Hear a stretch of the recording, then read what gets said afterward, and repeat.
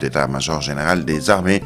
Atteinte à l'honneur de l'armée, Pape Sané de Walf jugé ce mercredi en flagrant délit. À la une du quotidien, Yorbi, géopolitique et souveraineté africaine, les maîtres du monde de Pascal Boniface Sonko de la scène nationale à l'influence mondiale, nous dit le journal Yorbi. Le quotidien en relief, Diomaye aux côtés d'Alassane Ouattara, un serment aux accents d'unité africaine, intégration économique selon le quotidien en relief, intégration économique africaine. Dakar a accueilli la première édition de l'Agora Africa Forum dédié à la ZLECAF. Autre quotidien, autre actualité formée, problème social majeur au Sénégal quand les fêtes familiales riment avec gaspillage, un paradoxe bien sénégalais. La conjoncture inquiète, mais les dépenses explosent. Le journal qui revient également sur le vice-amiral Omar Wade, de nouveau Semga, chef d'état-major général des armées. Le quotidien Réumi qui parle justement de défense, les secrets d'un remaniement entre guillemets. Diomaye nomme Omar Wade, de nouveau Semga. Le général Camara, précédemment conseiller défense du Premier ministre Ousmane Sonko, devient chef d'état-major particulier du chef de l'État. Bassa ou Bassar, une chute de 91% dans les côtes sénégalaises, nous dit quotidien, toujours le journal Réumi. Autre journal, Walf Quotidien, les acteurs font de la résistance, répercussion de la baisse des prix des hydrocarbures, selon le journal Abdou Karim Sek de la SNTTRS. Cette baisse est insignifiante pour avoir une incidence sur les tarifs. Eliman Diouf, secrétaire général de la CSA, le problème de la petite monnaie risque de se poser pour le gaz butane. La participation aux prochaines élections, Sonko est la hantise d'une élimination. À la une du journal Le Soleil, le contre-amiral Omar Wade, nommé chef d'état-major général, premier marin à la tête des armées à compter du 12 février 2026. L'actuel chef d'état-major particulier du président de la République va remplacer le général d'armée Mbaye Cissé. Le futur Semga aura pour successeur au poste de Sempar le général de brigade Cheikhou Kamara, actuel conseiller défense du Premier ministre. Le quotidien Source A qui revient sur 3 membres du comité de forage de Gassane en garde à vue à Linguère.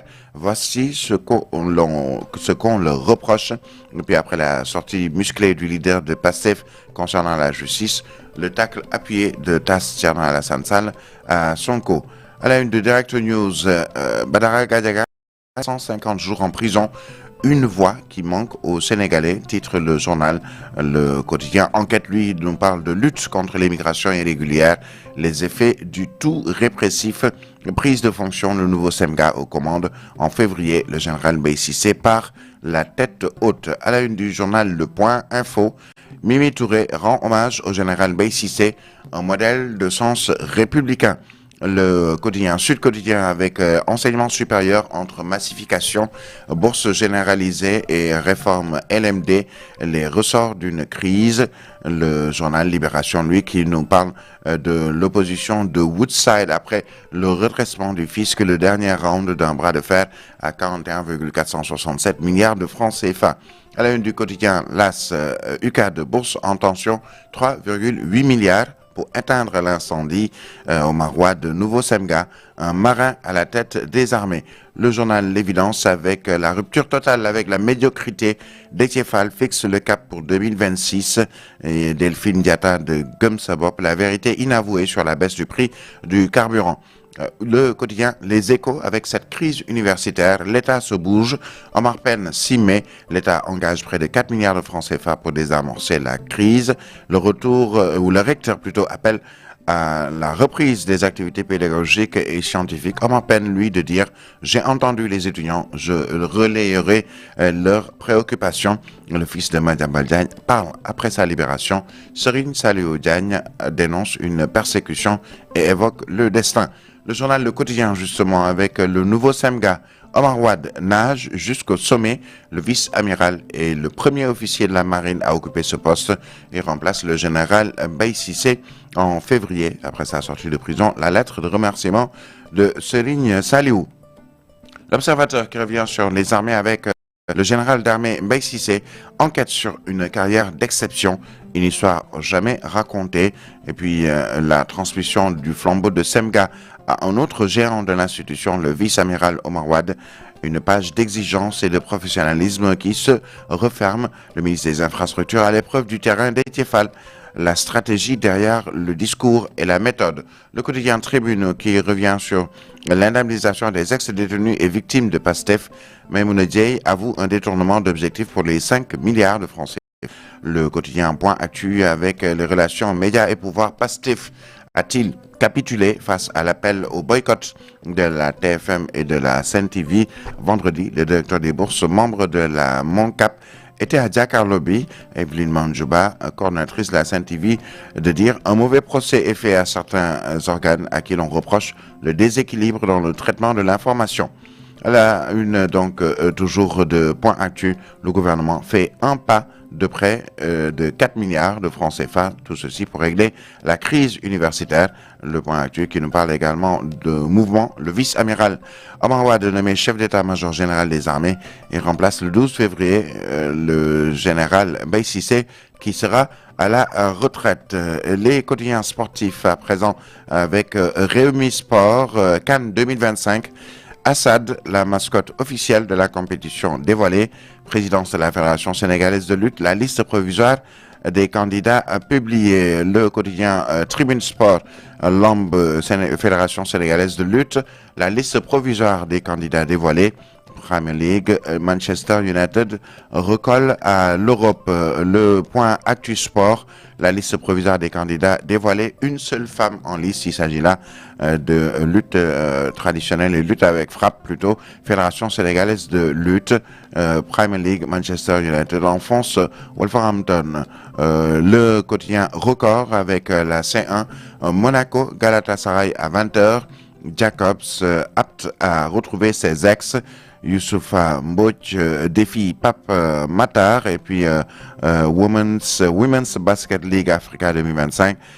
Séville de Dakar composte son ticket pour les quarts. Lutte, liste provisoire des candidats à la Fédération sénégalaise de lutte. 103 dossiers déposés, 90 retenus, 13 rejetés selon le quotidien Record qui nous parle également de Omar Samb, président de la Sonacos de Diourbel en Ligue 1. On est plus qu'un club, on est un patrimoine du Baol.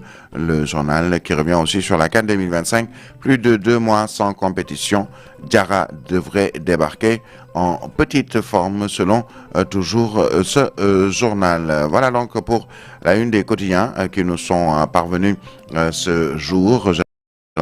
Le mardi 9 décembre de l'an 2025. Nous allons marquer une courte pause, le temps de revenir à 7 heures pour le journal en français que je me ferai un plaisir de vous présenter avec la complicité de la technique. À tout de suite pour la suite de votre matinale sur Solo Média.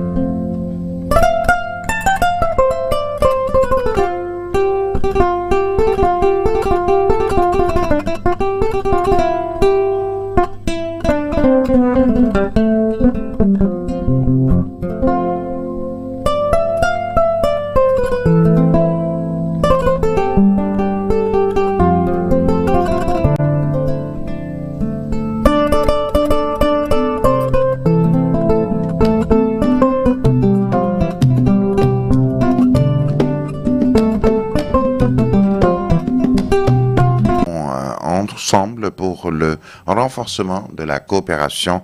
L'Espagne, à cette occasion, a remis au Sénégal 2 bateaux de patrouille destinés à appuyer les opérations de prévention menées par les forces de sécurité sénégalaises, notamment la Marine nationale, une mesure qui fait suite à la visite à Dakar du ministre de l'Intérieur espagnol Fernando Grande Marlaska Gomez le 2 décembre dernier. Il a été accueilli par son homologue sénégalais, le ministre de l'Intérieur et de la Sécurité publique. Le président de Horizon Sans Frontières, lui, juge la stratégie pas très efficace, en tout cas pour plusieurs raisons. Boubacar Seye nous explique justement ces raisons au micro de Khalifa Babacar Fall. Cette stratégie du tout policier adoptée par le gouvernement du Sénégal et de l'Espagne dans le cadre de la lutte contre l'immigration clandestine risque de ne pas être efficace. Et pour preuve, le Frontex est doté de 10 000 gardes-côtes, des aéronefs, des navires, et malgré tout ce dispositif, plus de 46 000 personnes sont rentrées illégalement en Espagne en 2024. Il faut que ces États comprennent que le problème est beaucoup plus complexe que cela. Il est même devenu structurel avant. C'est pourquoi il faudra complètement changer de stratégie pour plus d'efficacité dans la lutte contre ce fléau qui, malheureusement, continue de dévoiler des aspects aux conséquences incalculables dans nos sociétés en situation de vulnérabilité chronique. C'est l'idée de partir, synonyme de réussite qu'il faut tuer au Sénégal. Et pour cela, il faut s'attaquer à nos pesanteurs socioculturelles. Il faut s'attaquer à ces pressions sociales dans nos familles. Raison pour laquelle nous avons estimé qu'il faudra que l'État du Sénégal adopte de nouvelles modalités de sensibilisation avec des outils d'aide à la prise de décision pour réduire les risques à des proportions tolérables. Dans un tout autre registre aussi, dans une démarche beaucoup plus holistique, beaucoup plus globale, l'État devrait mettre en place une commission nationale indépendante exclusivement dédiée à la question. Ceci permettra d'aborder le sujet dans une démarche beaucoup plus scientifique, dans une démarche beaucoup plus globale pour cerner le fléau dans toute sa diversité, sa complexité et sa transversalité.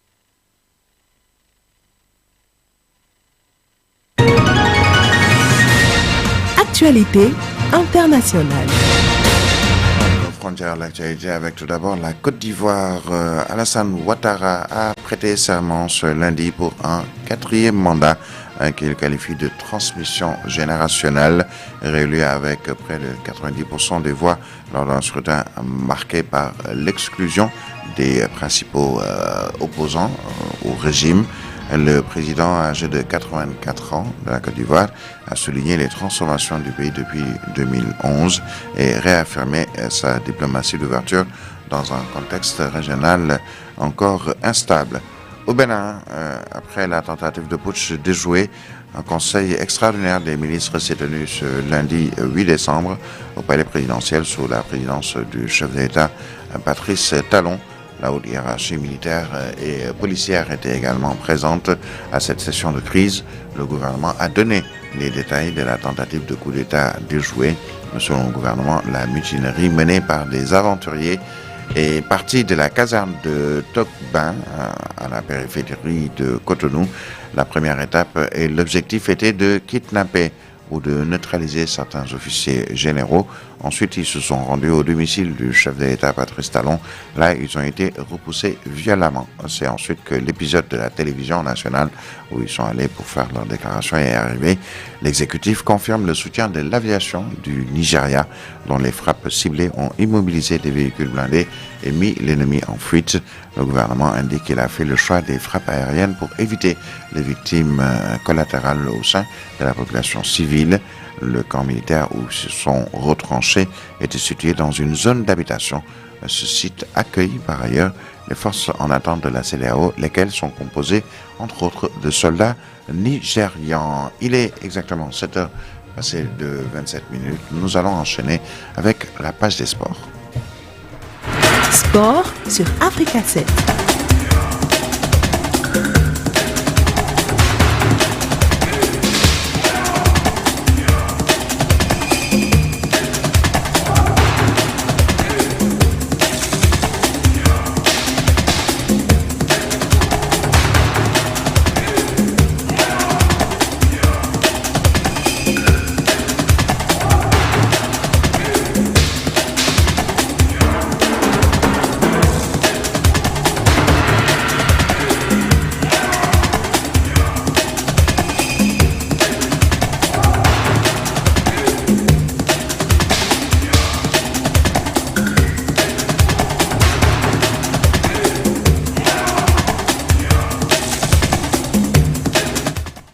Ce studio pour nous présenter la page des sports. Alamine Senghor, bienvenue, bonjour. Merci, bonjour à vous, Bilaïm Touré, bonjour à toutes et à tous. Nous sommes à la veille de la Coupe d'Afrique des Nations à quelques encablures avec des nouvelles de nos lions. Habib Diarra, alors rééducation terminée, il pourra participer à la CAN. Exactement, selon une source proche du joueur, tout va bien pour Habib Diarra. Il a repris les entraînements à haute intensité et son objectif, c'est de retrouver ou de rejouer donc avant la Coupe d'Afrique et pour en tout cas garder en ligne de mire la CAN Maroc 2025, je rappelle, qui va démarrer dans 12 jours, exactement le 21 décembre. Le milieu de terrain sénégalais éloigné des terrains, bien entendu, depuis son opération à l'Aisne en septembre, a repris ses de haute intensité. Il y a de cela 2 semaines, une montée en puissance qui devrait lui permettre de retrouver le groupe de Sunderland dès ce week-end pour bien entendu donc jouer face à Newcastle, l'occasion de la 16e journée de Prime League. Diarra pourrait vivre donc depuis le banc ou en tout cas même entrer sur le terrain pour en quelque sorte donc valider son ticket et mieux rassurer à la veille de la Coupe d'Afrique Maroc 2025. Autre joueur, Ismail Jakobs, il était incertain jusque-là, blessé au mollet lors de son dernier match de Ligue des Champions. Ismail Jakobs était censé manquer les retrouvailles ce matin ou ce soir donc face à Monaco. Eh bien, sachez que le Sénégalais est la surprise dans le groupe de Galatasaray. En conférence de presse hier, lundi soir, l'entraîneur du club turc Galatasaray qui devrait ne pas vouloir envoyer ses joueurs à la CAN est revenu sur la situation d'Ismail Jakobs. Parlant d'ailleurs de ce jeune Ismail Jakobs, il est, je rappelle donc, présent dans le groupe de Galatasaray aujourd'hui qui doit défier exactement donc l'équipe de Monaco, le club français. Parlant de cette CAN, la mascotte a été dévoilée hier. Assad El Sonom, inspiré du lion de l'Atlas, symbole fort du Maroc. Assad incarne force, fierté et surtout unité à travers le continent africain, d'après la Confédération africaine qui a donc rendu public cette mascotte. Birahim, nous poursuivons toujours cette fois-ci donc pour parler de la Ligue des Champions, avec surtout la 6e journée, le coup d'envoi donc qui se donnera donc ce soir à partir bien entendu de 16h30 avec surtout le match Kairat Olympiakos. Bayern Munich jouera à 18h face à Sporting CP et à 21h les matchs vont se poursuivre avec surtout l'affiche Atlanta Bergame Chelsea, Barcelone Francfort, Inter Milan Liverpool, Monaco Galatasaray, PSV Eindhoven fera face à l'équipe de l'Athletic Bilbao, là où Tottenham défiera Slavia Praha. Union Saint-Gilloise jouera contre l'équipe de l'Olympique de Marseille. Les affiches donc de la Ligue des Champions à suivre ce soir à partir de 16h30. En attendant donc demain la fin de cette 6e journée de la Ligue des Champions. Et en basketball, pour le championnat d'Afrique des clubs champions, sachez que l'équipe de l'AS Ville de Dakar a gagné hier le club rwandais, ou en tout cas le club de la République démocratique du Congo. Les filles de l'AS Ville de Dakar ont déjà donc composté leur ticket pour les quarts de finale de cette édition. C'est la fin de cette page sportive. Birahim Touré. Merci Alain Senghor. Vous restez avec nous pour nous proposer au moins quelques quotidiens qui nous sont parvenus en guise de revue de la presse. Africa 7 la revue de presse.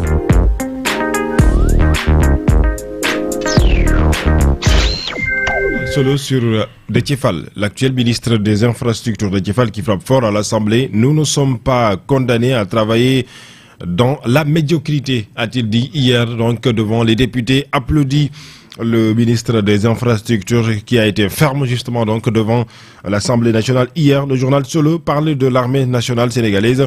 Le vice-amiral Oumar Wade remplace le général Mbaye Cissé. À retrouver les détails à la page numéro 3 de ce quotidien qui parle aussi de justice, surtout avec l'attente à l'honneur de l'armée. Pape Sané, le journaliste chroniqueur de cette télévision privée Walf, qui sera jugé donc demain mercredi puisqu'il a été mis sous mandat de dépôt. À la une principale du journal Solo, le plan d'équipement de la gendarmerie nationale, la révélation exclusive sur le marché de 69 milliards qui éclabousse Tchernoba. Les détails également à retrouver dans ce journal puisque vous le savez, Tchernoba a été donc interdit de voyager. Il est donc en tout cas dirait-on au Sénégal et il sera entendu par la division des investigations criminelles sur ce dossier. Les détails également à retrouver dans ce journal, là où le quotidien Yoyor parle de géopolitique et de souveraineté africaine.